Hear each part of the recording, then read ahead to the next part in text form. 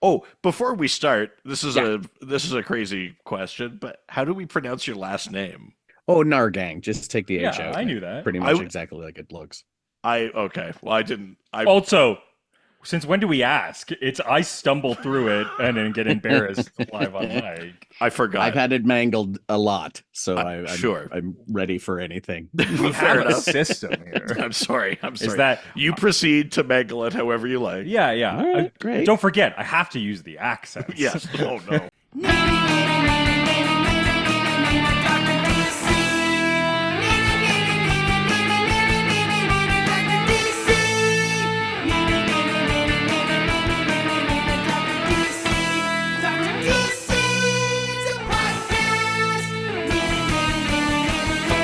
Welcome, residents, to the Dr. DC podcast. My name is producer Richard, and next to me is the doctor himself. Guten Tag. What? We were off mic. We were talking about German stuff, so I instead know, of but I hello. didn't want to. I didn't think we were allowed to bring our German stuff into the podcast. Well, anymore. it's been 8 years, so After what you said on Ghostface, because I figured we weren't allowed. Each week, we talk about the weird and wonderful world of DC while fielding questions from listeners like you. Today, we are joined by actor and host of the podcast $1 Words. It's Nahrgang. Good luck to you. I wish you well. welcome, Nug. Hey, Nug- guys, Nug thanks so Nahrgang. much. Yeah, no, Thanks for having me, guys. we're I happy love to it. have you. We met back in March at Toronto Comic Con. Yeah, we met at Comic Con, and I think Fan Expo. We ran into each Mhm. other too, and I'm just Yeah. like that. Like DC is my wheelhouse as far as my comic nerddom goes, and there was another guy, and my good friend Andrew and I did a full vlog series of every issue of the New 52 because we're such nerds. That's Uh, outrageous. it That's was crazy. it was at times difficult, but Yeah, I bet. The new my 52? favorite bit of the whole thing was he was a film editor and I said we're going to do this, and every week I would say, and now it's time for Red Tornado Watch, and we had a big logo and lots of graphics and music, and then it cut back to me and I would say there is no Red Tornado in this week's. I Yeah. would do it every week. I love Red Tornado so much, and all I wanted to do was just have a glimpse. And then at one point near the end of it, there was in one comic, and like anybody who watched us was Yeah. like, "He's gonna go crazy." Yeah, exactly. Yeah, it's so funny. So, we were at Comic-Con, and after we had done a show, we were chatting, and in the course of like maybe like a 2-minute chat as we were walking through the con, Blue Devil came up, and immediately it was like, okay, well, obviously He's deep nerd kind of stuff. he's him and Red Tornado are Yeah. my like him, Red Tornado, and Firestorm are like my top three, and then from there I could keep listing weirder and weirder ones, but Blue Devil was like I had Firestorm comics and the originals, and then in it there was like a 4-page preview of Blue Right. Devil, and I was like, "What is this?" But also it was funny, so I was like, Right. "I'm in." And then from there I just read like all these hilarious Blue Devil comics that I think people really slept on. So, so is that where your comic reading started? Was with like Firestorm and stuff like that? Like what was the first kind of comics that you were reading? So when I was getting into comics, I was very young, but I lived in a very small town in Ontario. I think there are more people on the Zoom call right now than there were in my small town that I lived in. It was fabulous Newton, Ontario, and Oh, Newton had a general store, and the general store got comic books, but they were not up to date. They didn't order them in every week. right. And I would walk up to the general store with my grandma, and she would get us like a pop and a popsicle or whatever. Some of And those I would, fig cookies. oh, Oh, the Fig worst. Newton. That's nice. Thank That's you. good. Thank you. But anyway, I would get a comic book, and I picked up, and I had to look at it because I wanted to make sure it was part 2 or 3 of a 5-part story. And so for a kid like me who was like, "Hey, it's great that like Superman's on this cover," but it was Crisis on, I want to make sure, Crisis on Earth Prime. And it was a 5-part Oh, series with the JLA, the JSA, the All-Star Squadron, and I think the Crime Syndicate from Earth 3 were all in it, right. and Per Degaton was the big villain. Oh And I was just man. like, who the fuck are these people? Yeah, Like I was yeah. just losing my mind. And they were like teaming up, like one of each team would go and go off on their Right. little adventure. And I thought that was amazing. But to get like issue 2 or 3 and not know as a child, how do I find the rest of this? It drove me nuts for years. Sure. The same kind of thing happened because at the same right around the same time, I also picked up like part 9 of the Great Darkness saga from Legion of Oh my Superheroes. God, yeah. And I was just like, this is part 9. Like I just lost my mind. It took me forever to find the entire, like all the comics connected to it. I And mean, it's funny that's sort of your intro. We've had this question come up on the podcast a bunch of times before. People saying like, "What do you recommend to someone that's like never gotten into stuff before, like wants to find a new character?" And I have said for years to just jump in the deep end and read an event comic. You might not Yes. understand, you don't understand what's happening, but everyone's there. Highly disagree. And then you can see, be like, who's that guy in the weird costume? What was that crazy power? And then you can find them later.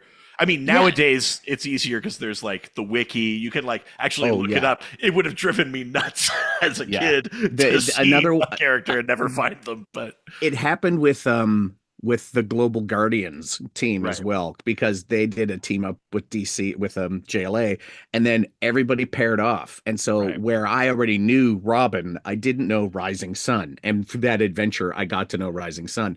Through the adventure with Wonder Woman, I got to know the Olympian, and so on and so forth. But did I ever see those people again? Hell no. yeah, exactly.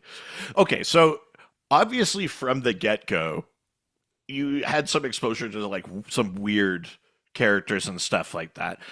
Yeah. In all the DC stuff that's come out, you know, every once in a while, some weirder things have slipped through the cracks in the Arrowverse, in the cartoons and stuff like that. Do you have like a kind of favorite thing that you've seen pop up in like one of those shows or cartoons or anything like that?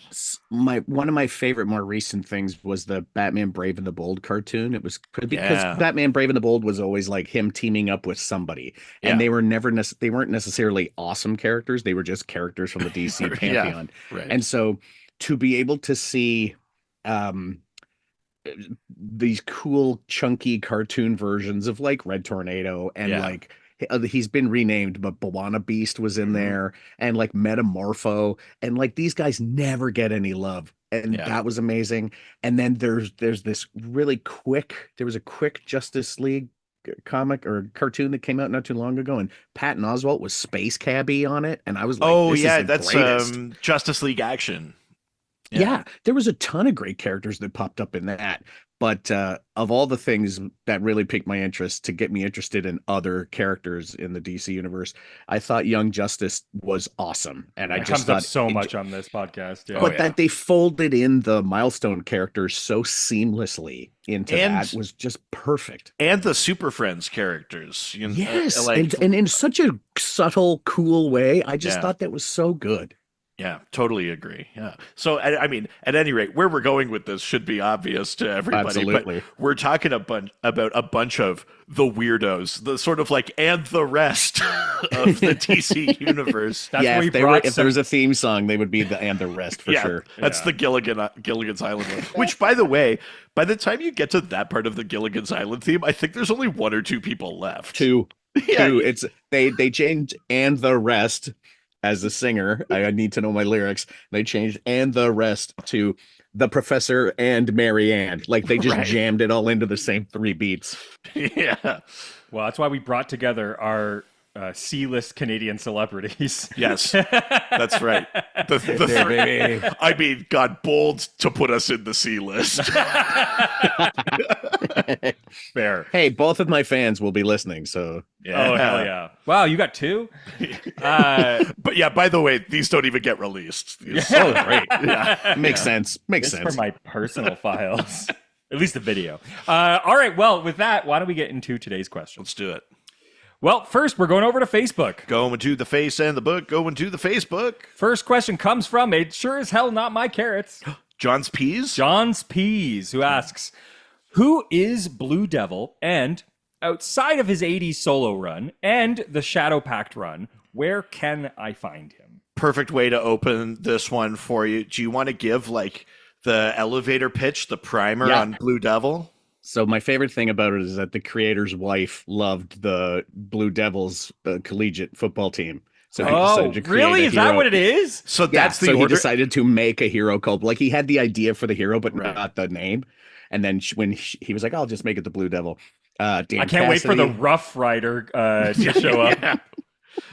Yeah. Dan Cassidy, Hollywood stuntman and special effects guy, created a suit that looked like this Blue Devil character for a movie they were shooting. Um, Cybernetic stuff in the hand to, like, oh, I'm going to grab my trident and it'll shoot me up in the air for a couple of seconds for this movie we're shooting. Pardon me. And then as they're shooting, they release a demon. The demon shoots Dan with its laser eyes or its magic beams or whatever, thinking it's another demon to fight.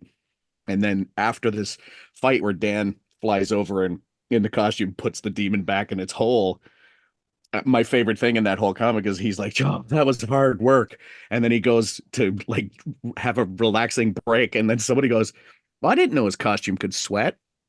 And then the next thing is like, "Oh no, I'm the costume. He got fused. It's not like he's trapped inside it. That's what he is now. He is Yeah. just this hulking, goofy Blue Devil looking thing, can fly with the trident and has somewhat augmented strength, but this is him now." And there is a hilarious issue where he's not doing anything and he goes to the beach and he gets a sunburn and turns green. Like, this is just his life. And so the whole time he's Blue Devil, he's like, I'm not a superhero. I'm not trying to save the day. I don't want to be this. So this is really reluctant Irish Catholic guy who is now a devil. And then in later comics, like, he would walk into a church and smoke. Like, his whole body would just smoke because he's in a church. And he was like, like, I can't do this. And then Shadow Pact, he was pretty good in. There was a whole, in the New 52 or in the Brightest Day, there was kind of like a revamp of Blue Devil, and I didn't care for it at all. Okay, I was gonna ask. So in the New 52 in DC Universe Presents, they sort of relaunched him and Black Lightning as a team. As a team. It was not great. Was it called Black and Blue? No, it's just called Black Lightning and Blue Devil. The way they wrote the title on the comic looked like they were selling it as Black and Blue. Yes. But then the Devil and the Lightning. Okay, that's what I figured. But in that one, they slightly change his origin in that he's actually wearing the skin of a demon. That the demon's skin had somehow ended up on Earth. He ends up in it. And so much, just like as much fun as the original. Just so fun to be wearing the skin of something. Also, like, that feels like a thing like a politician would say. Be like, I don't know, somehow I ended up in the skin of this thing. Yes, like, somehow Who knows? Palpatine returned. Yeah, it was Halloween. I don't know. I was gonna ask what you thought of that, because I it's a slightly weird story because Black Lightning, usually so grounded, so street level. Blue Devil, all this magic stuff, and in this story, their villains team up. Like Tobias Whale, just like a gangland mob boss, teams up with the demon Neburos. It doesn't. None of it makes sense. It's a very weird story, I would say. Yeah, it's almost like two separate people had pitches, and DC went, put them together, and it just was this weird thing. But so Blue Devil, the original Blue Devil, was very fun. His agents or some producer's kid thought Dan was great, and then he threw on a costume, became Kid Devil, and then eventually Kid Devil makes a deal with the same demon that turned Dan into the Blue Devil, and he becomes an actual Red Devil, and then becomes a member of the Titans. Yeah, that's right. Blue Devil shows up in the post death metal or post metal version of the Justice League Dark, and in that one, he's been living in the land of Mira, that's like Nightmaster's kingdom, and he's been protecting it because Detective Chimp has been too busy drinking to protect it. And so There's he's also sort a great of bit in Shadow Pact where he's like the bouncer at the bar, and he's just in a t-shirt and jeans. It's the greatest. I do kind of love that look for him, just like a tight black t-shirt and jeans, and just for like Blue this Devil. blue head and huge horns. Yeah, I kind of like that look for him, but I liked when he showed up in Swamp Thing. Yeah. So in the DCU Swamp Thing, that was Ian Ziering. Yeah. And it's too bad that all the stuff that show was setting up never got to live because they were setting up some cool stuff like Phantom Stranger, Blue Devil, Madame Xanadu. Like there was a whole dark thing happening there that was pretty neat. That's when somebody like me is like, oh, like sometimes I watch these things and go, I think they're making it just for me. And Yeah, so right, I'm sure. sorry I'm only one person giving you the Nielsen ratings of one Yeah, person. yeah, But when they set that stuff like in Legends of Tomorrow, there was so much DC little yeah. bits and cameos and like posters on the wall, and you were Oh like, yeah. oh God, if they could only like I'm sure somebody's gonna mention how shitty the Red Tornado was in Supergirl, but my favorite thing about it was that Lex kept his arm. Yeah. So on that show, they blew up that crappy Red Tornado, but he kept the arm, and like the next one that Lex was gonna make probably would have looked better. Right. Yo, totally. Yeah, Yeah, yeah, yeah. if only we had gotten the Swamp Thing at the price that they got Legends of Tomorrow, we'd probably be continuing Oh that yeah. show. Oh, Oh, absolutely. Yeah, yeah. absolutely. Yeah, that's a great Blue Devil primer. But yeah, I would say you could check out beyond the regular Blue Devil run and Shadow Pact. You could check out Justice League Dark. Yes. You can check out DC Universe Presents, the 4 issues that he's in. Sure. there. Yeah, sure. Yeah. Hell yeah. All right, next question from Josh Wiley, who asks, I absolutely loved Detective Chimp being involved in the last Justice League Dark run. But how exactly did a Detective Chimp ever get thrown in with the magical side of DC in the first place? What is the connection? I don't know why, but they've really been trying to. Not that I don't like Detective Chimp, but they have really been trying to jam him down our throats for the last 5 or 6 years. Oh, Like, see, he is- I don't feel that way at all. I'm so grateful to see Detective Chimp every time he comes but I'm around. like, they just try and put him in everything, and I'm Yeah, like, sure, okay, yeah. guys, take it easy. Yes, the monkey's great. Like, It's weird they have. Yeah, you're right. I mean, DC loves a monkey. I mean, but Yes. yes, DC loves a monkey. Absolutely. That's point number one. Point number two is Detective Chimp is magical. So he was a regular chimp. He first appears in an issue or a story of Rex the Wonder Dog, and they find the Fountain of Youth, and he drinks from it, and it gives him heightened intelligence. Or he already had a little bit heightened intelligence, but he gets heightened intelligence, and he gains the ability to speak to any animal in its native language. So Amazing. Detective Chimp, it's just really offensive accents he uses. yeah, that's the problem. and That's- then all of this drove him to drink because Well- that's the character I know, is that he's just a raging drunk. Yeah, I mean the thing that I like about Detective Chimp is that like he has a background like in the circus and like being abused and like a dance monkey dance kind of thing, and then like to be granted his level of intelligence, which is beyond even most humans, and then just look around and being like, and this is the world, and like that he's driven to drink is like I mean, I'm dumb and I mean, want to drink. for me, who's like a bit of a cynic, like he's a good counterpoint to some of the sunnier things like the Flash or Superman or something. It's like Detective Chimp was like given all this intelligence, and he looks around, and he's just like, ah, you know? That's why I love all the Batman Detective Chimp like interactions. Yeah, yeah. Because they're both just like, oh my god. And I think some of it sometimes is boredom, like things are beneath him because he Yeah. can solve them too easily. I think sometimes it's like shame and stuff like that because for all his intelligence, he's not necessarily more brave or more selfless or whatever. And there are stories that explore him like not living up to his potential or to his word, even like that Blue Devil thing where he's in Mira. When Nightmaster dies, Detective Chimp is supposed to become the protector of that realm and just doesn't. He drinks himself to death, basically, almost, because he's upset about Nightmaster and he doesn't think he deserves the Sword of Night. And he sort of proves himself right because the Mira is getting like destroyed. Blue Devil's the only thing holding it together. When they go there, Blue Devil like rips into him a bunch over it too. So I like Detective Chimp because there's something, I don't know, it feels like very DC to like take someone that has this like legitimate reason to drink, but then also they're a chimpanzee and a deer stalker. Like there's something like very absurd. Yeah. I love also from the magic side, like I love his interactions with Justice League Dark, especially Yeah. with Constantine. I mean, Yeah. Him and Constantine are such fun foils against one another, and like both a very similar sort of mentality. But I think he also brings the fun out of Constantine, because when Detective Chimp is the miserable one, it forces Constantine to be a bit more sort of like tongue in cheek. And they are both ones that would like get a short-term win at a long-term cost. Yeah, and I also really liked like Detective Chimp is such a good detective, and Constantine is such an enigma. But Chimp just looks at him and goes, "I got you figured out already." And Yeah. Constantine's like, "Ah, shit." There's Yeah. always that little dynamic too.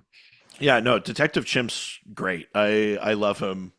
You'll never hear me say a bad word about Detective Chimp. Sure, but the connection from the magic side is definitely just because I mean, like that's how he is the way His he powers is. are magical in magically origin. granted. Yeah.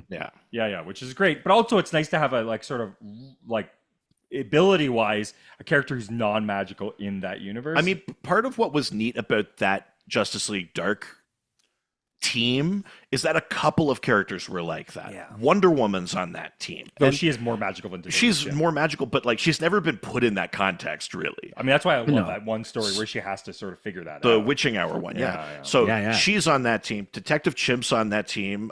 Man-Bat is on that team, and he's trying to like crack open science, like magic via science, where he's like, Was that the doing same team Black experiments. Orchid was on? No, that was the New 52. That was New 52. one. Black Orchid was in there. But A yeah, great Black character, Orchid was too. in there too. Yeah. I feel like you're too deep on New 52. I feel like that's most of your references because of what you did to yourself. I did the experiment that we put on us. Yes. Awesome. All right, next question comes from Braden Keddy, who asks, has there ever been a member of the Justice League that made you ask, what do they even contribute? Ooh. I mean, yes, but it's in the later, the later years where this is not my pick, but the later years where they introduced Triumph, who was erased from The time. Excel comic dog? Yes, exactly. But like, where he was like, I was there the whole time and no one remembers me. Like, Yeah. that's dumb. But I was like, what are you doing? But for me, it was Azrael, the angel character. I was like, wait, Azrael, like the one that took No, over as for Batman, he was like an Zoriel. That's Zoriel, Zoriel. yeah. Where I was like, what is this angel version of Hawkman doing on the team? And why don't you just have Hawkman? Well, I mean, that was 100% it. Was just at the time DC. You know, we've talked about this before. DC was like, we fucked up Hawkman too many times. We can't use him.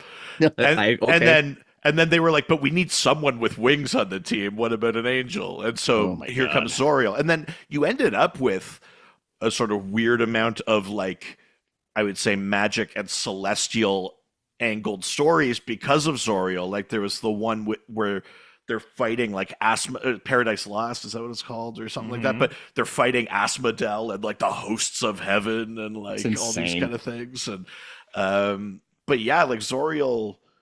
I mean, Zoriel shows up in stuff since then, but truly not that much. And you kind of go like, we sort of have Phantom Stranger and the Spectre. Like you kind of go like, do we need Zoriel for this?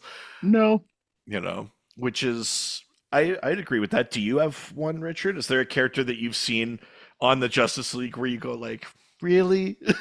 I mean, you know, he's got a place in my heart. Okay. But Gnort's a little bit weird. Well, I mean, yes. Yeah. I mean, Yes. his particular Justice League was also like full of joke characters, you know, like Which is a whole Justice League that Yeah. I adore. So The- let's Totally. But I mean, yeah, I the think that. Justice League Antarctica. Sure. Oh. And then I think like the confusion around Bloodwind. Right. Yeah. Bloodwind, who joined and then was later discovered to have been Martian Manhunter the yeah. whole time. the whole time. Yeah. That's a good one. I mean, I'm going to listen, hot take, and don't come at me just because you've seen the show and you like him on the show. The Flash. No, it's Vibe.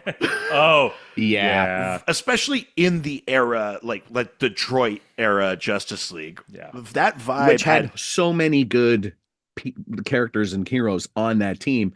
Vibe was not one of them. I do think there's a reason why Vibe is the first active duty Justice Leaguer to be killed. Because breakdancing, though resurging right now thanks to the Olympics, not a superpower. No, it's not. I would give Vibe all zeros. Ray No, but I gun mean, above vibe. Vibe in the New 52, as you know, and on the show, which is more inspired by the New 52 version, way more powerful and maybe more interesting application of his powers, Yes. where it's more like about like dimensional vibrations and stuff like that. Vibe in the 80s was just like a breakdancer that could sort of do sound wave stuff. Yeah. I've got a pitch for a superhero Hit me. called Raygun. Okay. And their ability is that they can con their way in and out of any situation. Con their They way go- into the Olympics. Yeah. Yeah. You're like, why is your name Raygun? Yeah. Funny that you should say that. Yeah, no, it's a character that just gaslights villains into doing what they want. Yeah. I was going to say their power is to compete at the Olympics whenever they like. Yeah, exactly. Oh no, there's a fire at the orphanage. Don't worry. Don't worry, I'm a biathlete. I mean, that is not an ability. It's like at a time, it's like, hold on. There are Olympian superheroes, but they're like legit. Yeah, of course. What? Yeah. All right. With that, let's leave Facebook and head on over to Instagram. Now we're going to Instagram, take some questions and answer them. First question comes from Robbie's Just This Guy, who asks, rereading Ostrander's Suicide Squad and Shade the Changing Man popped in. Any other teams that he appears on? Do you have any sort of history or love for Shade the Changing Man? Yeah, because when he had his Vertigo series back in the day, that was like right in the heart of the resurgence of me reading comics, and I got hard into the Vertigo stuff. But Shades, as far as team goes, I think this is where I out myself as reading too much stuff. Wasn't it in Flashpoint? He was like the leader of the Secret Seven. He's in there, and then I think he's got a brief tenure with the early New 52 Justice League Dark. In there. But then like that's it. Like he's just like, but he's the elder statesman. He doesn't go on the journey. He doesn't go on any of the missions. He's like, you guys go do this. I'll stay back at headquarters. No, it's true. And then there's a later, I think it was a Young Animal, Shade the Changing Girl book. Yes. But not really part of a team. Though though is involved in Milk Wars, the story we read, because that's the big DC Young Animal crossover. Yeah.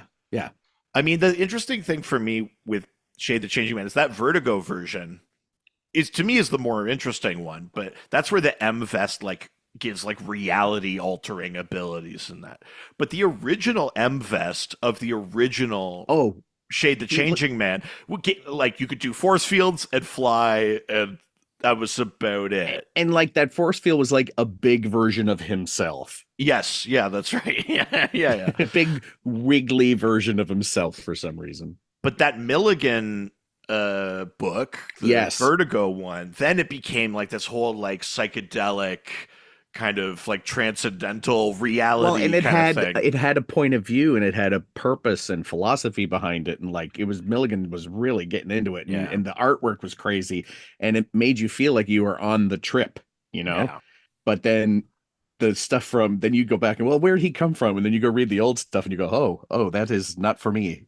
I mean, Shade is one of those characters that feels to me like I would want them back, but only if someone has an idea. I don't need to know at all times where like Rack Shade is. But if someone has an idea, and whether that's for a solo thing or it's like Shade bombs in on the Doom Patrol or like something like that, then I'm into it. And I love when things refer back, but like, I'm also okay with the gap because it's one of those characters that I think like needs take. Like, it can't just be something like ordinary, you know what I mean? And one of those questions on Instagram is like, who gets a Tom King treatment in your world? And I'm like, Shade would be great. Yeah, a 12-issue maxi series about how sad Rack Shade is. Just the whole time. I don't hate that. All right, next question from JVideo13, who asks, would you love to see the Forgotten Heroes have more adventures? Have we ever talked about the Forgotten Heroes? I can't imagine we have. I don't think so. It The was Forgotten Heroes are so weird. The way they got together was they all found a pyramid and touched it at the same time in different parts of the world and just got all zapped together. yes, like in all of their individual adventures, they had found a pyramid, or it's retconned that they had found a pyramid. Yes. And so the Forgotten Heroes include like Rick Flag Jr. and Animal Animal Man Man. and I think Oh, the Sea Devils. The Sea yeah, Devils. the Sea Devils, The captain of the Sea Devils.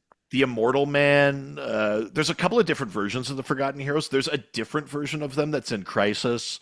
But yeah, they were essentially like literally kind of characters that had fallen out of the spotlight, like usually characters that had ended up in a backup of an anthology series, Yeah. A in, very Seven Soldiers of Victory.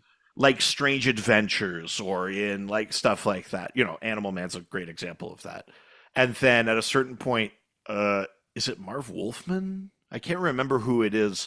Basically, I was think like, so. let's try and give them another go, and came up with this story where it's like they all had accidentally stumbled on the same adventure, basically, and they Yeah. got sort of put together as a team. I kind of love that idea. I do too, and like I think there's space for that idea to come back, but I wouldn't want maybe that team with the same membership, but like it would be interesting to just have the Monitor or someone be like, whoops, forgot you guys, and just like jam a team together and like put them on an Wasn't adventure.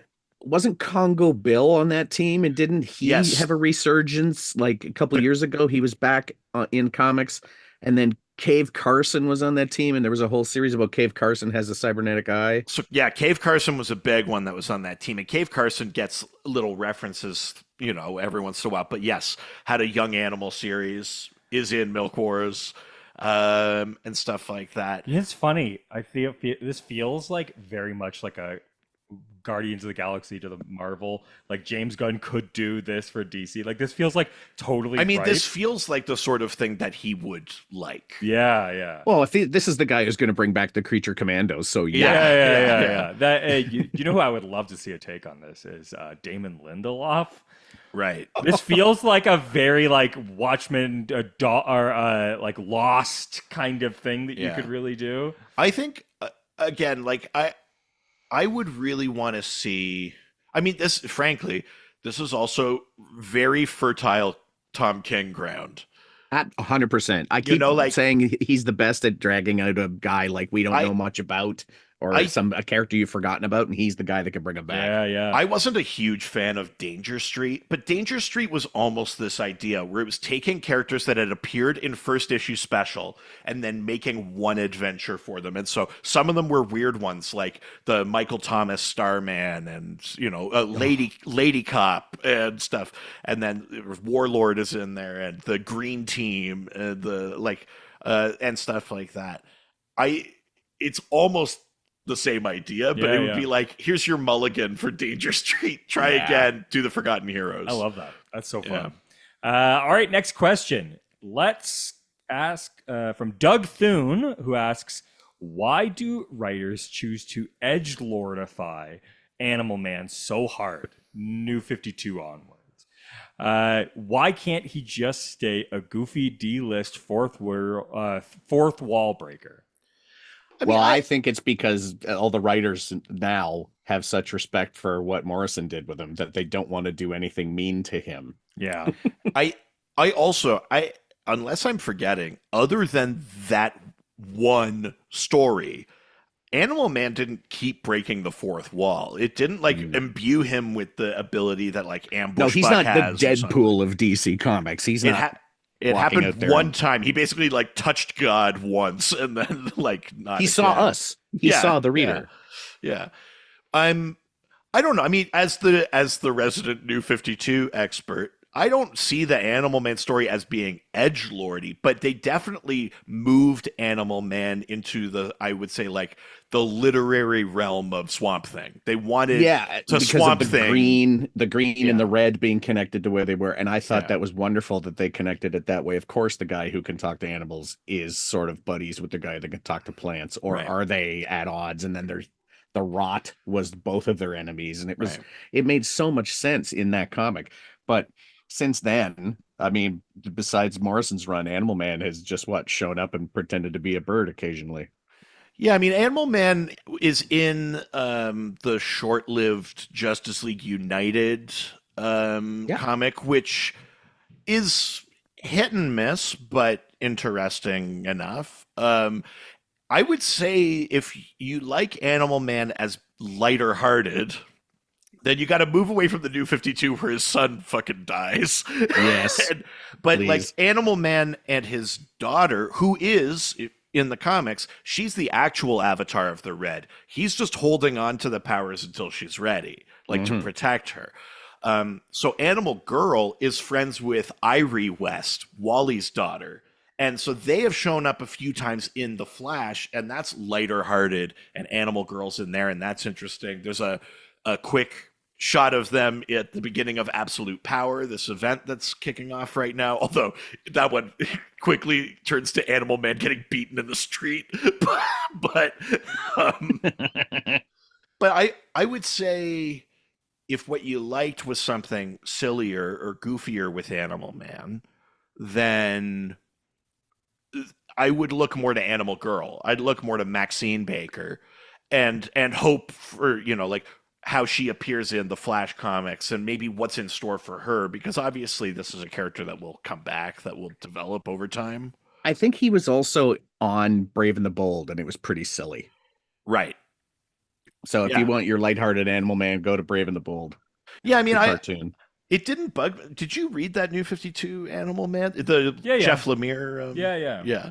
I mean, it didn't bug me. I didn't see it as edgelordy. I No. saw it as like it's the like promotion to like the literary characters. You know Yeah. what I mean? Like now you're in with Sandman and Swamp Thing and stuff like Well, that. and he It's like was because of his Vertigo series. They were all on that same label. So yeah, I kind of thought like, oh, this kind of brings him back to where he was. yeah. Yeah, it's not like Frank Miller wrote him or something. Well, yeah, it was. Yeah, it wasn't like Animal Man doing like bumps of cocaine No. as a tiger or some shit like that. Fucking a horse in the ass or something.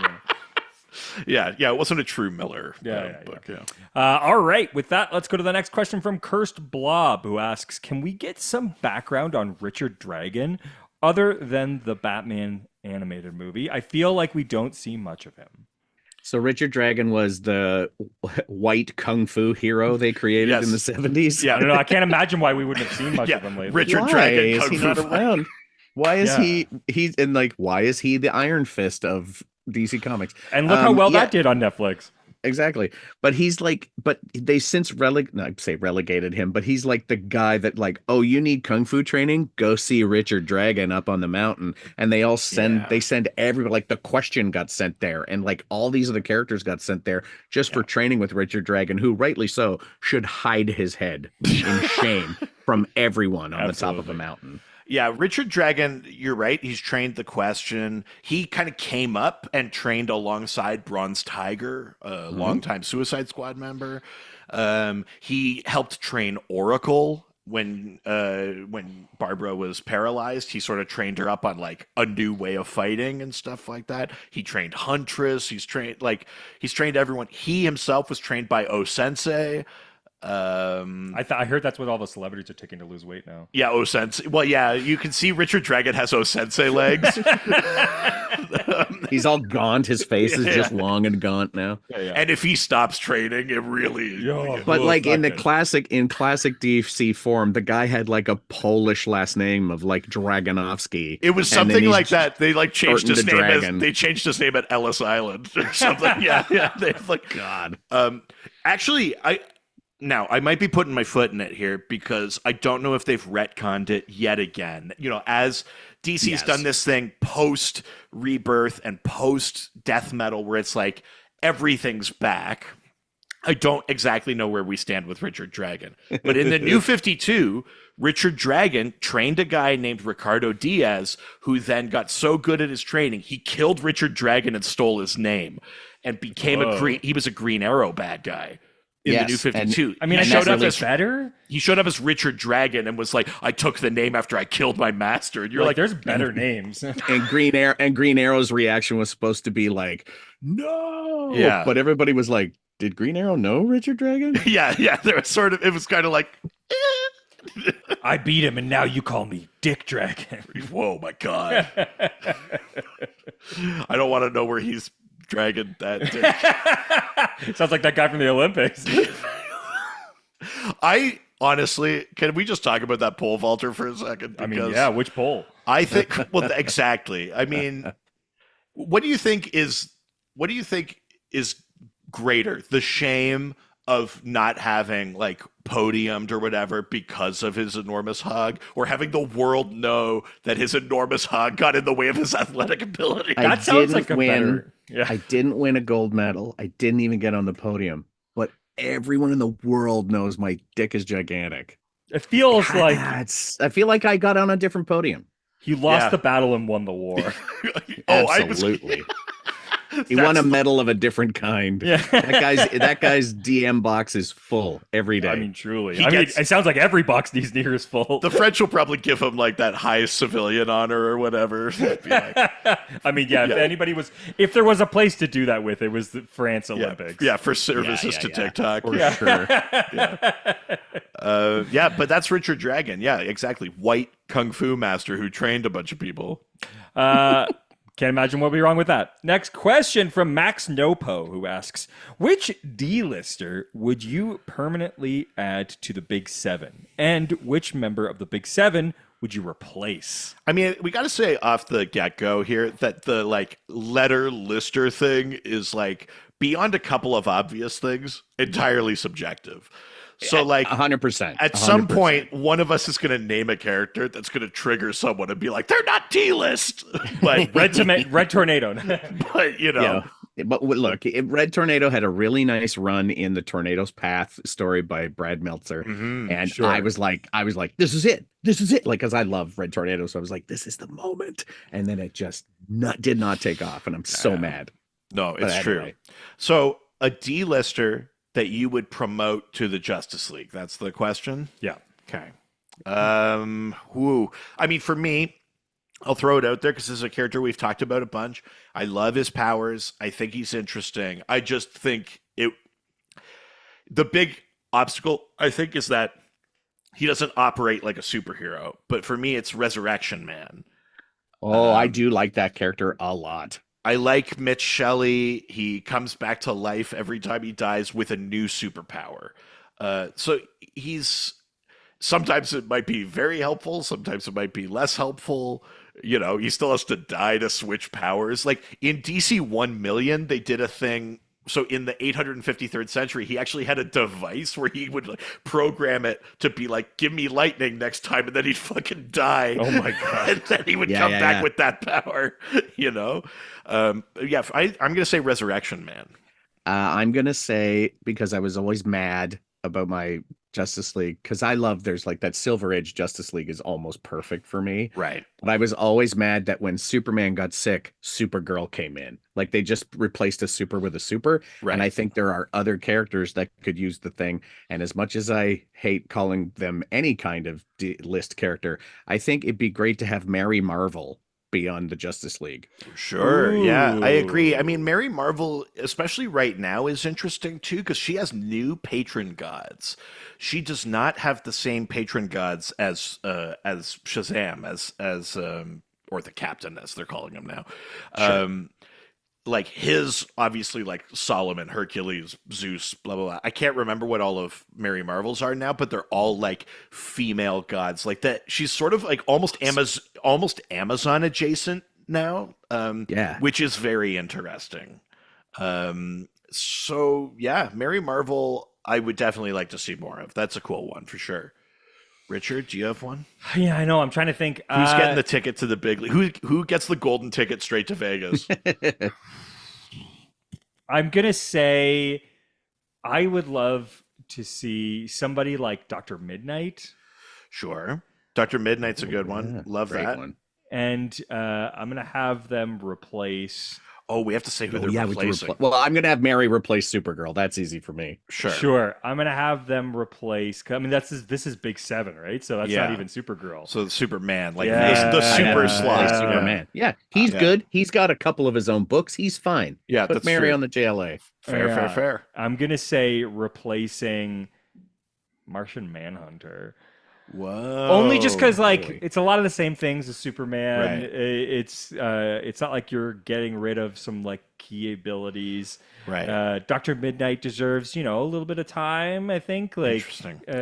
He's well, the character Dr. Midnight. I don't know if you've seen the covers of Jeff Lemire's upcoming JSA, but there's Dr. Midnight in there, and then they've also drawn like the Injustice Society, and there's like a Yes. Yeah. direct there's a I think Dr. Destiny might be on that team. Like there's some Right. crazy, and the everything looks very Lemaire's Black Hammer, like a Right. very Yeah. very Yeah. Black Yeah. Hammer, which was JSA anyway. I love that. But the Dr. Midnight is the female Dr. Midnight character. Beth Chapel. That's right. Yeah, which is phenomenal. So I'm really looking forward to it. I so who guess are you replacing? I would have Resurrection Man replace. I think he's got to replace Aquaman. Yeah. Yeah, Because, because he you can know- always dial up water powers.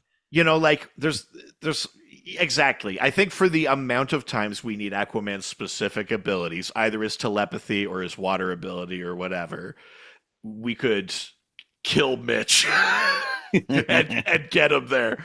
Wasn't I that think- old hit? Was it a team up with Resurrection Man and Hitman, Tommy Monahan, where there was like a really quick team up with them, and they just needed a specific power, so Hitman just kept blowing them away until they got what they wanted. It Yeah. was so good.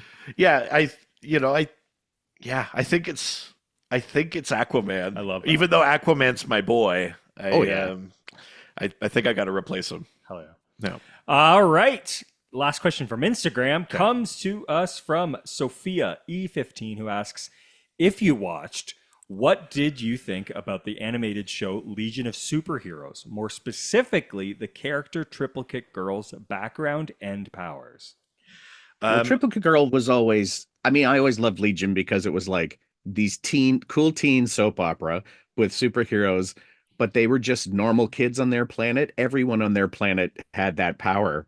Yeah. And then they just were like the representative of that planet on this team of cool teens. Yeah. And on her planet, they could all split into three. Yeah. And then one of her bodies gets killed and she becomes Yeah. Duo Damsel. But on the cartoon, when she is Triplicate Girl, there was always orange, purple, and white. But when the white body gets killed, she adds black to the costume. So there is some sort of sense of mourning the loss of that body. But it's like the idea that you could So split good. into two. But then what? She didn't have a lot of she could fight, but it's not like she had any other powers other than now there's two of me. The Legion has had so many reboots and stuff like Yes. that, and she's changed in a couple of them. In one, I don't remember which one it was, if it was 3-boot or whatever, but in one of them, it was revealed that her entire planet, Karg, she was the only inhabitant. She could actually split infinite times, so she was hundreds of thousands of them. wow. 3 of them got exiled for some reason, and then those 3 chose to reunite and become Triplicate Girl. So Holy shit. she existed that way, but for the most part, no, they could only split into 3. Yeah, she's also notably, the Legion of Superheroes is formed by the big 3 of the Legion: Cosmic Boy, Lightning Lad, and Saturn Girl. The 4th member, the first person to join them, is Triplicate Girl. Yeah. So she's like a very foundational character. She's in love with Bouncing Boy. That's their romance. Very sad when she becomes Duo Damsel. She gets her duplicate or triplicate gets killed by Computo, because classic Brainiac 5 is all coulda, never shoulda. And his creation goes crazy and kills one of So her are all triplicates. 3 of them in a relationship with Bouncing Boy? Because they're all one person. Although, again, this is also changed in retcons. In one of them, they each had a slightly different personality. In another one, they were all the same. And when her triplicate dies, the other 2 remember dying. When they So sad they and weird. have this insane trauma memory of the other triplicate dying, which is crazy. I think a very interesting character. You're right in a sense where it's but what does that power do? And you kind of go but I do love the Legion. I love everything about the idea of the rich guy recruiting all these kids to be on a UN team of cool teens. yeah. But also like the idea that there was also, and I mean, let's talk D-list, the subs. The The Legion substitute of heroes Substitute were Heroes. the Yeah. greatest. Like I just love the idea of Stone Boy who could just turn to stone and then do nothing else. And the He idea would that just there be was fucking stuck some, there. I think it was that the read when they brought them back in the new Superman comics where he was drawn to look like Christopher Reeve and the Right. sub showed up and Stone Boy jumped out of a spaceship or an airplane or something and then turned to stone and just put a hole in the thing right under them, like just Yeah, yeah. smash right through. And like, I hope he's okay. But Yeah, that's exactly. Yeah, I don't know if Stone he Boy. broke. I don't There was Infectious Lass who like could like oh manipulate viruses and infections but couldn't control it. She just make everybody sick. And then what was hilarious to me was the guy who could never get on the team and was the leader of the substitutes was Polar Boy, who had legit cold making powers coming out of his body Yeah. and just never quite made the team. There Yeah. was always a point where I was like, "Fuck you guys, this guy's great." Yeah, I mean I think even the subs turned down Arm Fall Off Boy. Not a true Oh, sub. arm fall off, boy. Yeah. Not a true sub. No, not a true sub. Not a true sub. Yeah. All right. Next question, which means we are leaving Instagram and heading on over to Reddit. Where everyone's nice and no one's ever mean. Not even once, not on Reddit. Wow. First question comes from Galaxy Eyes Ruler, who asks, please talk about Black Orchid. Does she have powers? What are the differences between all the versions of the character? All right, you were fists in the air. You're Yeah, well, excited. because Black Orchid was another one of those characters that got the Vertigo treatment Yeah, at one point. exactly. And she yeah. was super weird. She's had a million personalities. She had good fighting skills. She could fly, master of disguise. But then the next version could like absorb nutrients from the air like a flower. And then Yeah, there was seductive pheromones. It was her like, her first version. The only thing making her a Black Orchid was that was her calling card. She was a yeah, master of disguise, and in some stories, the whole point would be that she was there the whole time, and then she'd leave the Black Orchid and be like, "Solved it." And then she would like leave. you're welcome. But in future ones, they were like, if the character is named after a plant, maybe we should give them more planty things to do. Sort of became the thing. So yeah, one was a sort of femme fatale, poison ivy, pheromone kind of version. And then the most recent one, Alba Garcia, is like a joint avatar of the green and the red, a sort of human plant hybrid, which was also, I think, part of the Vertigo thing, a human plant hybrid thing, I think. Yes, and that was Neil Gaiman. So yeah, of course it was part of Vertigo. But that character kind of he loved that character, so he would just kind of weave her in. She'd show up in all of his comics, like, oh, today we're having a team up with Black Orchid. I mean, that's the exact kind of power move I would pull though too if I was like the in-demand like writer and I had like Yeah. my book was like gold. I'd be like, I love this character. You're never gonna stop me from putting this character in. Be like, and today metamorphose it again. Or Amazing. whatever. Right? Absolutely. I would do that too. I'd put Red Tornado in everything. But Fuck yeah, I yeah. mean, Black Orchid, the current version, I think, is interesting because it's like a government experiment sort of thing about a plant human hybrid, but it means she has access to both the green and the red. And Oh especially wow. in the context of the new 52, where we're really kind of hammering these kingdoms out more, and the red is something more defined than it was before. Like Beast Boy, Vixen, Animal Man, they're all connected to the red. Poison Ivy, Floronic Man, Swamp Thing, they're all connected to the green. Having Black Orchid in there, she's like an enigma even to them because like where does she fit? What's the extent of her powers? What Yeah, I love like the idea in all of that, the green, the red, and like we're on this team, and she shows up and she's both, and yeah. all of them are like, you freak me out. Like Yeah. nobody really wants to hang out with her.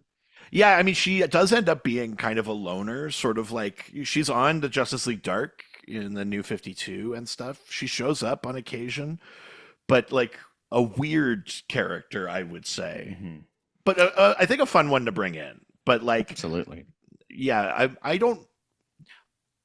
I don't know what I would even expect from a Black Orchid centered story nowadays. No. You know, like I think it would be neat though if someone was sort of tasked to do it for a miniseries or something, is to find a way to fold the Master of Disguise thing back in. Well, I think they've made her a shapeshifter at one point Right. too, but I don't know if that's enough to cover the Master of Disguise. Like, it certainly doesn't get back to the original roots of like leaving your calling card. Yeah, But yeah, I yeah. guess that's how they've decided to do it. But yeah, something like that, I think. Yeah. Totally. Next question comes from Parabellum X420. Nice. Who asks, does Calendar Man adopt new holidays as they are recognized, or does he have a base set of holidays he sticks to? God, how do you keep up? Are you telling me he's going to celebrate National Hot Dog Day? Like that kind of stuff? Oh, Well, fuck yeah, see, or is that beneath him? Is he like I statutory would think holidays he's- only? I would think if you're calling yourself Calendar Man, you're a purist when it comes to holidays. Time for steak and a blowjob day. So he's also a dirtbag. Yeah. I mean, that version from Suicide Squad is. Oh, yeah. Yeah, that's true. The Sean Gunn Yeah. calendar man. Yeah. Hey, fuck you. Actually, he would be a steak and blowjob day Yeah, yeah, calendar yeah. That man. guy does for sure. But there was a Calendar Man in the Arkham Batman video games that That's was right. like terrifying. And I was like, that Yeah. guy's a purist. He only celebrates the big holidays. Yeah, I mean, I think it would be interesting if His name's like Roman Julius or something. his Yeah. name is hang on, Julian Gregory Day. Yeah, of course. Is his name. Which Right his up there pa- with Roy G. Bivolo. Oh Yeah, my yeah. god, so good. Oh, there's another one. Oh, what's the one that I saw? Lenny Fiasco is the eraser. His last name is Fiasco, which is like a great Perfect. name. I'm Lenny Perfect. Fiasco. Yeah, I mean, the thing with Calendar Man that I think would be interesting to explore, because the thing with Calendar Man is he doesn't have powers. He doesn't like derive power from a calendar. Yeah, It's no, not no, like he's just a fucking like serial he's killer. just a isn't he? serial Like, killer, yeah. and his MO is to incorporate holidays. Yeah. But I think it would be interesting to examine other calendars. Like, Sure. if he's fighting Batwoman, a Jewish character, then like now can Calendar Man do something with Rosh Hashanah or like? I feel like we need you to know? go to like another universe where he gets his powers from calendars and then Yeah. explore that idea, because like Yeah. that's interesting. His powers just cut off at 2012. Yeah. It's like shit. The Aztec calendar. Damn it. He's the super slow version of Our Man. Yeah. Yeah, exactly. My suspicion is that as a serial killer, he's sticking to like bank holidays. Well, other because you're sticking to monthlies Yeah. because then if you kill like every one of these days, because every day is today's National Donut Day. Totally. You're out there every day, you're going to get found. I mean, truly. Yeah. Although it would be funny to see him just be like, I accidentally went on Wikipedia and I saw how many days there are, and now I'm on a spree. And And it's it like, just makes him crazy. Now I we- have to do it. we found a tape at the crime scene. It's like, Yar, National Talk Like a Pirate Day. I've had to fucking kill this guy. Like, It was National Talk Like a Pirate Day, so I killed the Pittsburgh Pirates. yeah. That's, Sounds Yeah. like he got a job as a social media manager for a company. And Yeah. They're just like, I don't know, make a holiday. Then he's like, can we whoa, see? no. Can we see your that's his content turn. calendar? That's his turn. He's reformed. He's Yeah, out of yeah, Arkham. yeah, He's yeah. reformed, and his first job is being social media manager, and finds out there's all these days. Yeah, and it they're just like, sends hey, him over the you deep got to end. do stuff. But he's just like, fuck. That's when he kills people. That is both a hilarious and tragic kind of story for him. Is he was turning it around. yeah. And then- Why was he put in charge of social media? You know, it's Worst National idea. Wiener Dog Day. You got to make a post. And he's just like, I'll make a post of your skull. Oh, I'll make a post. Yeah. You'll all see the post. A hot dog vendor was murdered. Look, as two people who run social media accounts, I could see snapping for that. Yeah. Oh yeah. I think it works. Yeah. Well, this is a good pitch. I like it. Okay, All DC, right. if you're listening, give it to Gail Simone would have a field day with that. Please, Gail, go Yes, nuts. absolutely. We still do owe her a rap album, so. Yes, we do actually. Yeah, Yeah, yeah. we made a deal with her. Yeah. All right, let's leave Reddit and head on over to the doc scored. Fuck. Come on, doc Hang on, scored. hang on. We got a thing for it. We do it every single week. Give me a second. Lots of time. You know, you're the one who puts the questions in, so you know to prepare to do your thing for the doc scored. Okay. You say, "Oh, what have you scored? You're a duck scoring girl, and you scored at the Ducks." Nice. That's a good one. Wow. Listen, Pink Pony Club, great song. Oh, I am deep in the Pink Pony Club. Yeah. Fucking Pink Pony Papa. You seen that guy yet? No. Oh, Pink Pony Papa. It's just an old guy, a very sweet old gay guy who's at the show, and he's just singing along to that's every fun. single word. I've seen Great. the old guys that are learning all the boy band dances. Have you seen Oh. that? These two Oh, yeah. these two 80-year-olds that are doing like, well, obviously Bye Bye Bye, but I've also seen them do like I Want It That Way or something like that. Very Like, good. Beautiful. yeah. Beautiful. That's good. All right, from the Doc Squad, first question comes from a Fart Butt, who asks, do you think a character like Silencer could work on any of the current teams? I mean, No one's going to hurt you. oh my God. Don't tell your parents. Jesus.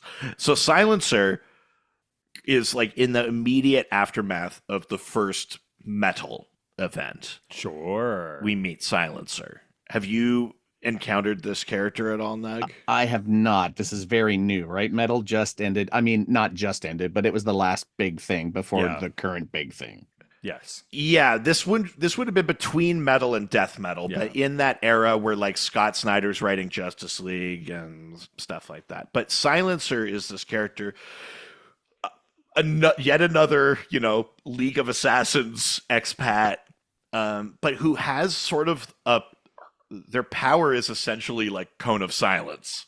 Oh. Like they can make a sort of like silence field, so it makes them like a great assassin. Is this like an So absolute... you can walk. She can walk in, put you in her little like bubble of silence, murder you. No one heard it. Exactly. Oh Is boy. this like that level of silence you can create where it turns somebody crazy?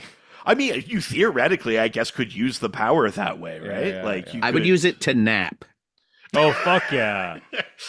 yeah, just noise canceling aura. Yes. Use all it to the get time. rid of these goddamn kids. Just finally one moment apiece. What have you seen the thing? This is a slight tangent, but have you seen the thing in San Francisco where there's that parking lot full of self-driving cars that honk at each Yes. other as they're parking? The neighbors are like losing their fucking mind. Yeah. Yeah, I would use it on that.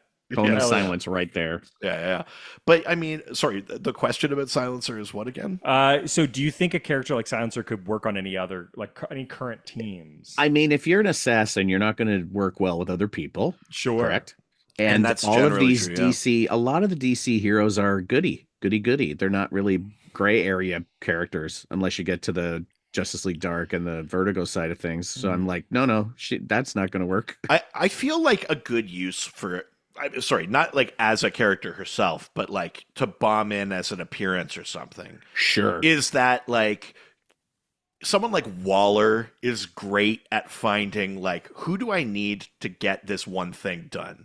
And if it's like especially if she's got to go up against like onomatopoeia or like sure. a character whose whole thing is sounds or like sonar or like just Oh, that's pick a character fun. that's about sound, be like, I've got Silencer on board. I have blackmail on them. I use Silencer to capture this one so I could go use them over like or against Black Canary or something like to use the power tactically that way. Like I think Waller would be a those good Suicide- choice for that. Like I think But those she are would good be on a ways to- team. no, Yeah. but I think that's a good way to like use Silencer. Like Silencer had her own book for a little bit. Interesting enough, but like I don't know that I'm like Team Silencer. Like I need another book again. Are But, you like, clamoring for a silencer book? I am not. You've been oddly silent about this. I can be, yeah, yeah. But no, something like that I think is interesting. Like to as part of not a team per se, but as part of like a mission or like For hire. tactically, yeah, Somebody for you hire, yeah, bring her in for a specific mission. totally. Hell yeah. Next question from Rubik's Cuban, who asks, when it comes to Deadman, do you think having a character that can't communicate with the living makes it harder to write stories about him? Would you like to see him team up? Who would you like to see him team up with? I do love the dead. I like when he needs to tell you something and he just pops into whoever's body. And there's always a moment where Yeah. Boston, like, there's the fun part about Boston is when he does pop into somebody's body and he goes, "Oh, hey, look at this thing I'm wearing." Like, he Yeah. always has some sort of like, "Hey, check me out, I'm Batman." Yeah. I love And that. then he tells you the stuff you need to know. Um, but it is difficult to have a ghost on your team. You never know if he's there. You never Yeah. know. He's off doing something and he can't just say, "Guys, I'll be right back." What's he gonna pop into somebody and go, "I'll be right back," and leave? It's a very odd thing to have a ghost on your team. It worked for Justice League Dark because I think all the Magic characters could just see him. Yeah. Although, interestingly, so post Night Terrors, Deadman is now confined to Nanda Parbat. He can't just wander the world anymore. He's stuck there. But Nightwing has gone on a sort of pilgrimage there in the most kind of recent issues of Nightwing. And he seems to be able to talk to Boston Brand. Huh. Like, I don't know if it's just like we just need this to happen. Or, like, I don't know if I it's like wonder that if kind of thing. Or have they retconned that if he's inhabited your body that you can see him? it could be that. It could, I mean, who knows? I think it would Some be very. residual Boston Brand is left inside you. Oh my god. Oh my gosh. Yummy, yummy. I think it would be really easy to explain it away. Yeah. But, that's one where it's like they could just talk to each other. Dove and Boston could talk to each other when they were like dating and stuff, like early New 52 in Hawk and Dove or in Brightest Day or whatever. They could talk to each other, but they had like a connection through the white light of life from Brightest Day and stuff. So I think it's easy to explain that stuff away. So if you're writing Deadman and you find yourself in a corner and you go like, "Ugh, I wish he could talk to someone." If for whatever reason the option of just fly into someone isn't on the table, I think it is easy enough to find an out. You know what I mean? Yeah, Like, I would say if Nightwing can talk to him at Nanda Parbat, it's because it's Nanda Parbat, I mean, there's that too. Yeah, exactly. right? Yeah, It's yeah, it's a very magical place. yeah. Fuck yeah.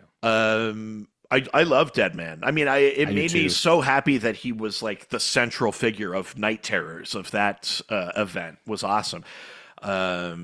Deadman's great. I mean, just that idea of like karma and stuff. Again, I mean, centered through a white guy, but still, like the So idea. many.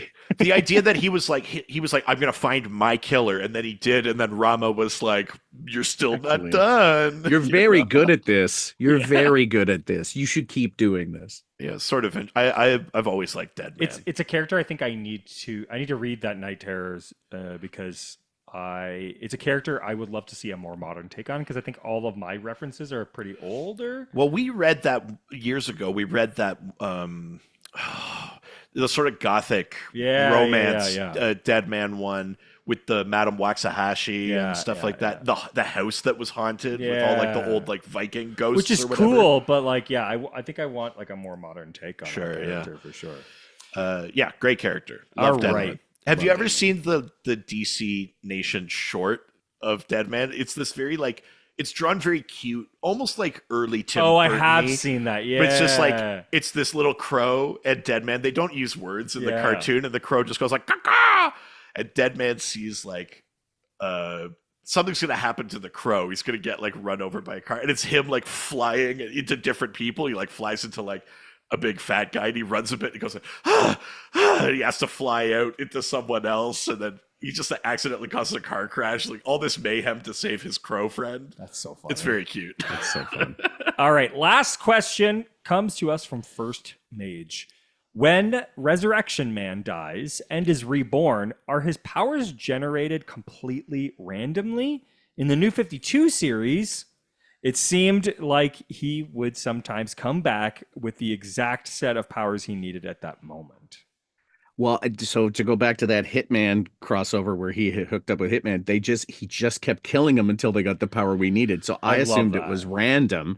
And then you talked about the Justice League Million where he could dial it up. Mm-hmm. So I think it takes a million years to be able to dial it up. Yeah, But I always assumed it was random. I mean, I think it was random. The New 52 one definitely made the inference that the way he died would inform the power he got next time. Right. If he got electrocuted, he'd come back with lightning powers. If he got drowned, he'd come back with water powers. Like They definitely inferred that, but it wasn't always the case. I do think, though, that that idea of his powers not being totally random comes around before the New 52, obviously after that Hitman era, but I do think they stumble upon that idea that his powers aren't entirely random. The other thing, though, too, with Resurrection Man is that there's a sort of discrepancy depending on the continuity of like what are his powers and what do the Tektites do.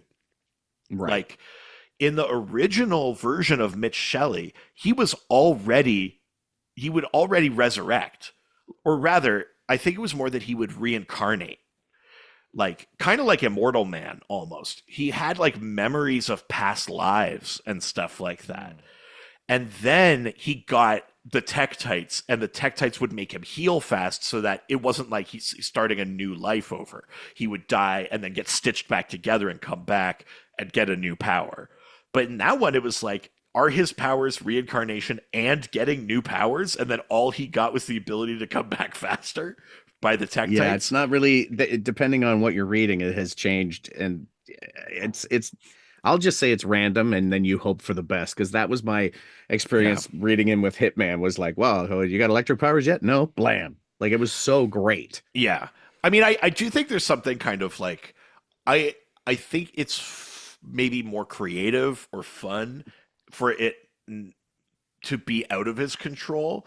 But I do like the narrative opening of him tactically dying to get a thing he needs. Like, Yeah. knowing that he's the Resurrection Man and be like, man, I wish Black Lightning was on the team right now. And he just goes, and just jams a fork in the wall, like, like dies, and then comes back with lightning powers to help. Like, I also enjoy that, like, from a storytelling thing. So I don't know. I'm sort of torn. I actually don't know which idea I prefer, because I think they each have.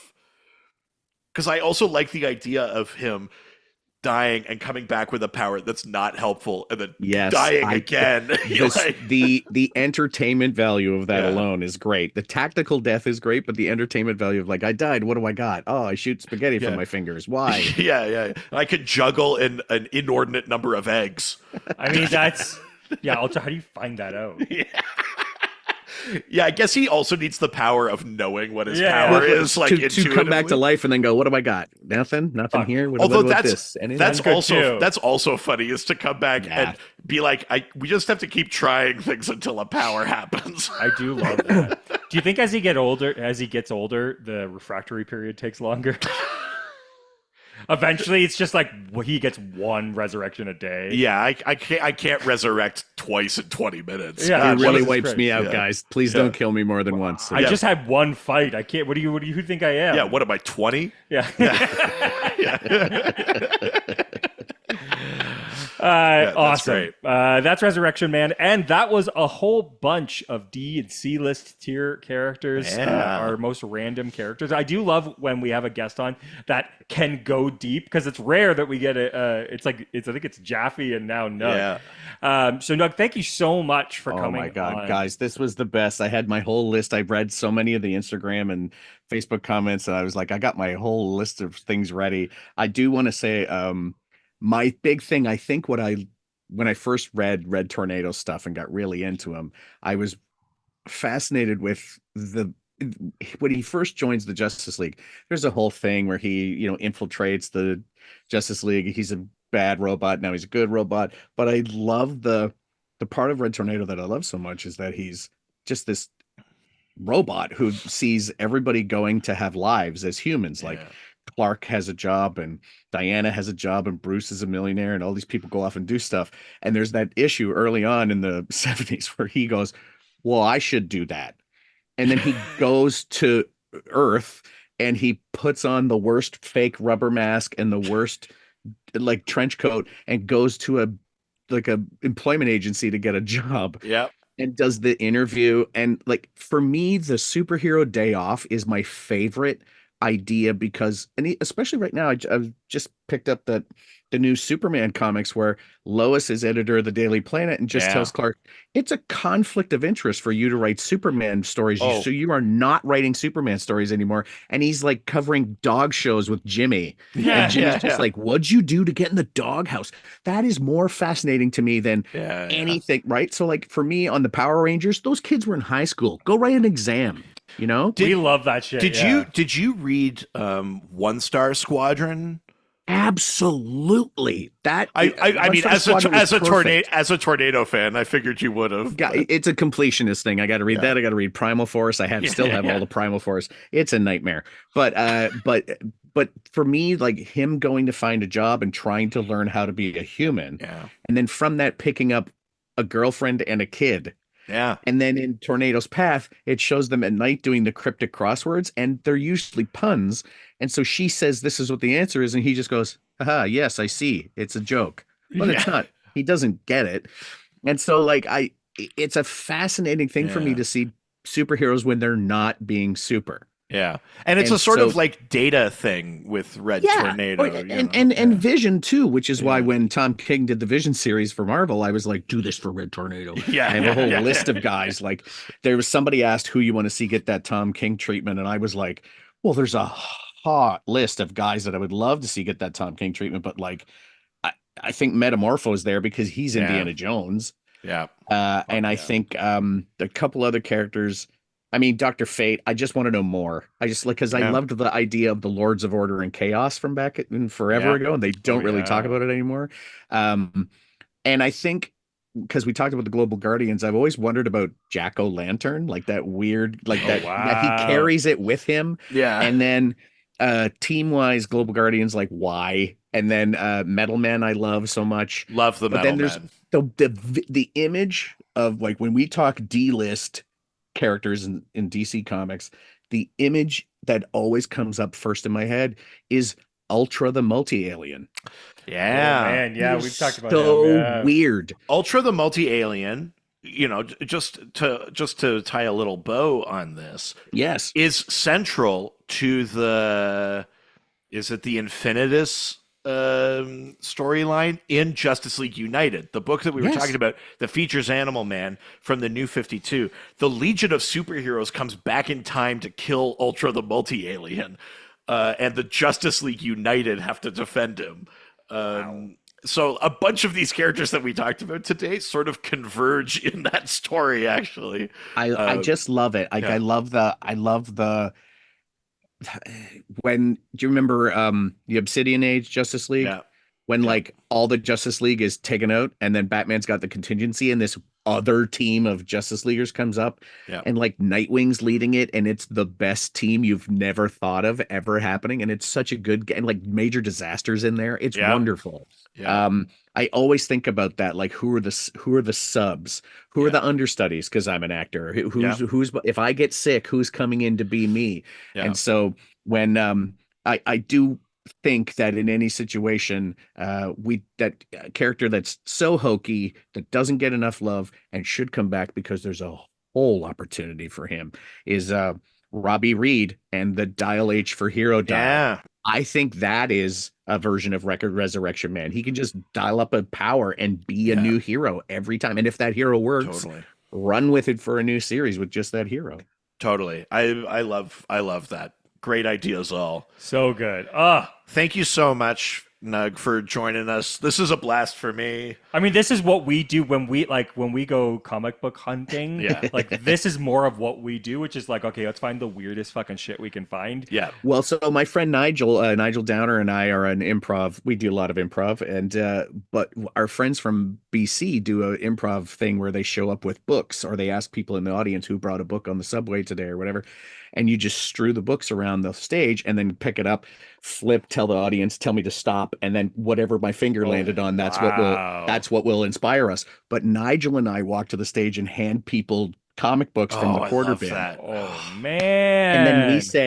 we say, who got a comic? You open it, flip wherever, we'll stop wherever you want, drag your finger around, stop wherever you want, whatever it is, dialogue or a picture or an advertisement, just tell Right. us what it is, and that'll be the thing that inspires us for our scenes. And we'll do one for every comic we gave out, and then at the end, you can keep the comics because we don't need a Oh, comic that con sounds I- so quarter bin. fun. I love that. The That's next so time, fun. the next time we're in Toronto, if you've Yeah. got a show, we'll come check it I- out because Yeah, I want to yeah, just do it.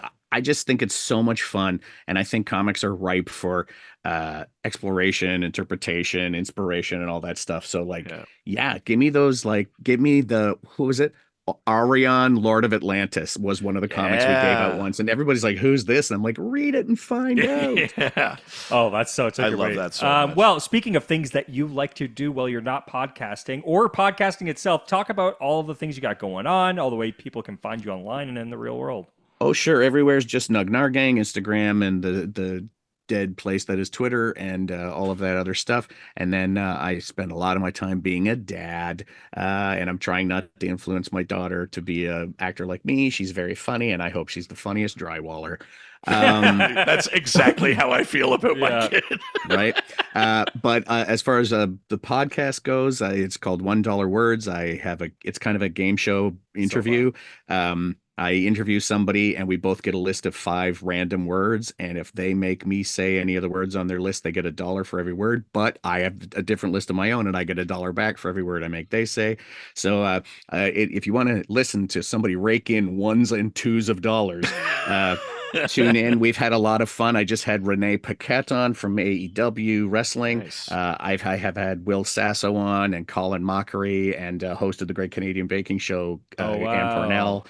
And so really it's just me going through my Rolodex of people I know and begging people to be on the show, which is really fun. And then every now and then, as I'm talking to a friend, they'll mention another friend and I'll go, oh yeah, I should get them on the show. So I just keep climbing the ladder of like, who haven't I had on and who can I get? And do they know anybody? And, podcasting when you need guests is always a crapshoot.